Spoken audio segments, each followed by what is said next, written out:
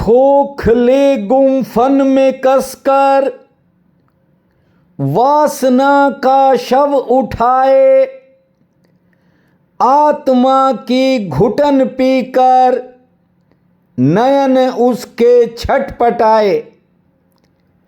खो गया निर्वाण पावन भटक अंधी सी गली में, लग गए कुछ कीट काले शुद्ध काया की कली में।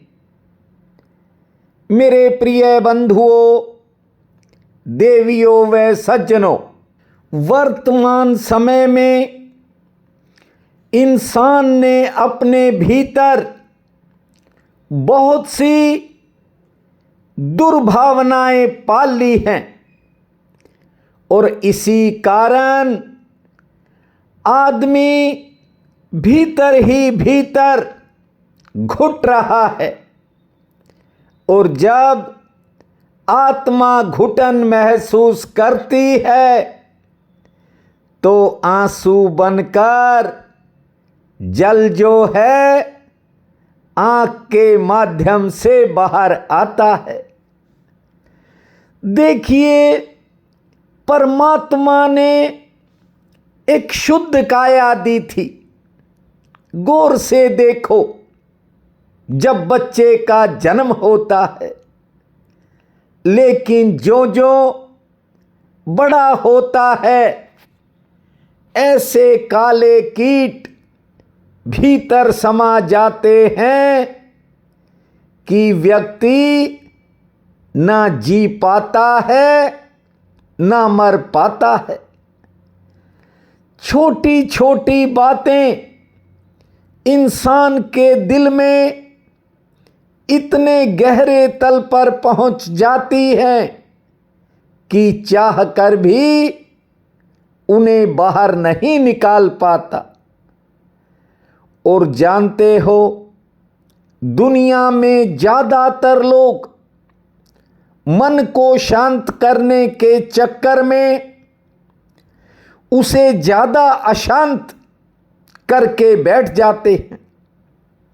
कारण ये है कि जिनके पास वे शांति की तलाश में जाते हैं वे और ज़्यादा अशांत हैं, और इसी कारण लोग और ज़्यादा भटकाव से भरते जा रहे हैं।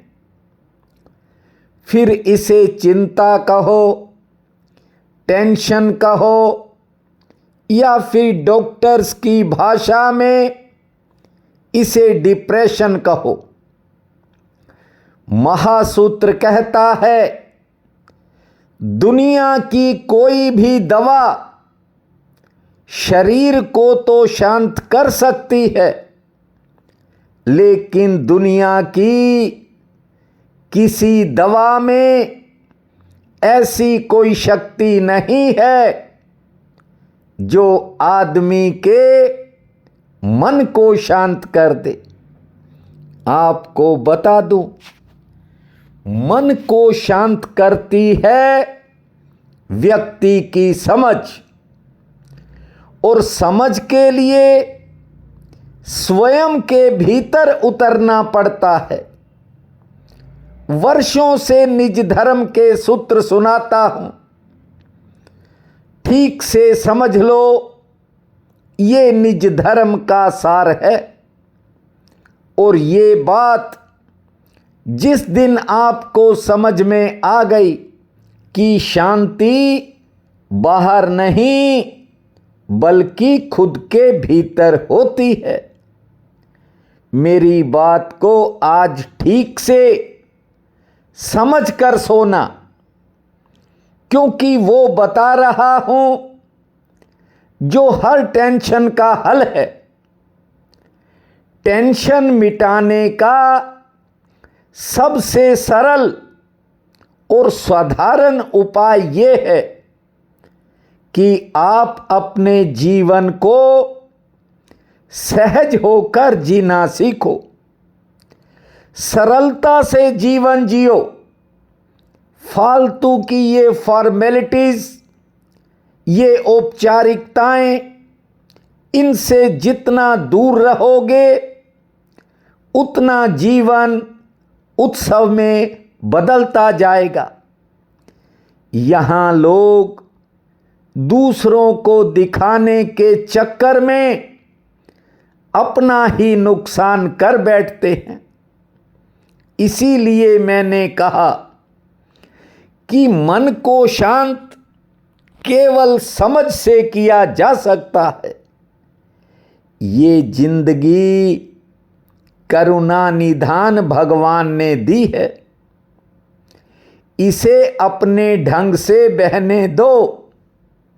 घर परिवारों में हर कोई चाहता है कि सब उसकी मर्जी से चले, लेकिन ऐसा हो नहीं पाता। जहां व्यक्ति की मर्जी के खिलाफ कुछ होता है, वहीं टेंशन के कीटाणु पैदा होना शुरू कर देते हैं। आज सुबह एक बहन फोन पर कहने लगी कि मेरी सास ने कभी मेरी नहीं सुनी। मैंने कहा वो नहीं सुनना चाहती, ये उसकी मर्जी है। तू मुझे सुना दे जो सास को सुनाना चाहती है। जानते हो उसने क्या कहा? उसने कहा मेरी सास मेरी दोनों ननदों का घर भरने में लगी है। 20 साल हो गए, अब मेरे से सहन नहीं होता, क्योंकि मेरे बच्चे भी जवान हो गए हैं। मैंने बहन जी से कहा कि आप अपने बच्चों के लिए उस करुणा निधान से प्रार्थना किया करो। मैं समझ सकता हूं कि आप एक मां हैं।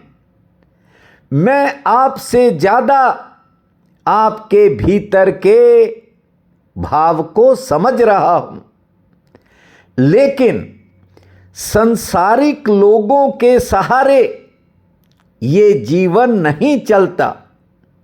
जीवन चलता है उस परमात्मा के सहारे, और जब वो करने पे आता है तो वह कुछ का कुछ कर देता है। किसी के देने से पूरे नहीं पड़ते। मन की कुंठाओं से तू जितनी जल्दी मुक्त हो जाएगी, परमात्मा उतनी जल्दी प्रसन्न हो जाएगा। महासूत्र कहता है कि परमात्मा वहां आता है जहां तुम्हारी आत्मा का कमल खिलता है।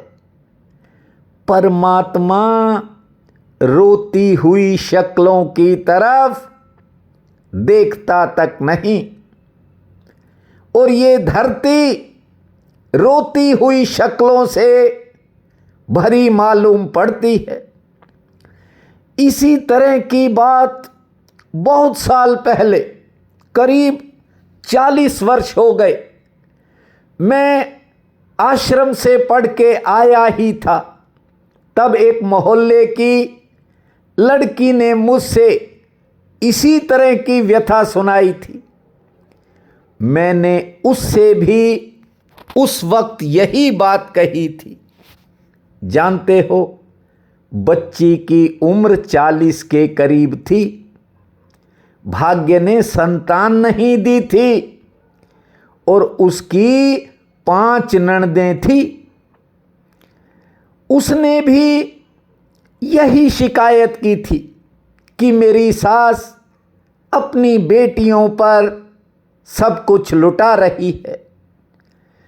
मैंने उससे कहा कि तू भी थोड़ा बहुत लुटाना सीख ले, कई गुना होकर मिलेगा।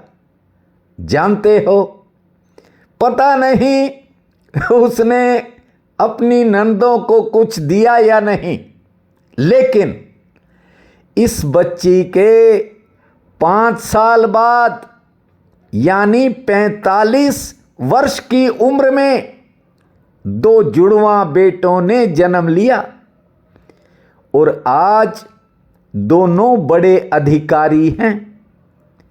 इसलिए कहता हूं कि जीवन को अपने ढंग से बहने दो। परमात्मा को किसी की सलाह की जरूरत नहीं पड़ती। वो जानता है कि किसे क्या देना है और कब देना है। बेकार की बातों को अपने दिल में मत जगह बनाने दो, क्योंकि इन्हीं बेकार की बातों से तरह तरह की टेंशनों का जन्म होता है। अपनों पर तो हर कोई लुटाता है, कभी दूसरे जरूरतमंद पर कुछ लुटा करके देखो, इतना मिलेगा कि आपका पात्र भी छोटा पड़ सकता है। ध्यान दीजिए, महासूत्र कहता है अपनी मर्जी और खोज दोनों को छोड़ दो। ये जो आप मन ही मन खोज रहे हो, इस दौड़ में तनाव है। खोज मन में होती है, मन में अहंकार है। इसलिए घड़ी 2 घड़ी चुपचाप बैठकर उस परमात्मा का स्मरण किया करो। बहुत लोग कहते हैं कि कोई उपाय बता दो, कोई उपाय बता दो। ये प्रतिदिन छोटे छोटे उपाय जो नहीं कर पाएगा वो बड़े उपाय कैसे करेगा। उठते बैठते उस परमात्मा को याद रखो। देखना एक दिन आपके भीतर शांति होगी और यही शांति उस परमात्मा के आगमन की खबर है। ज्यादा समय नहीं है, बस थोड़ी प्रतीक्षा और करनी है।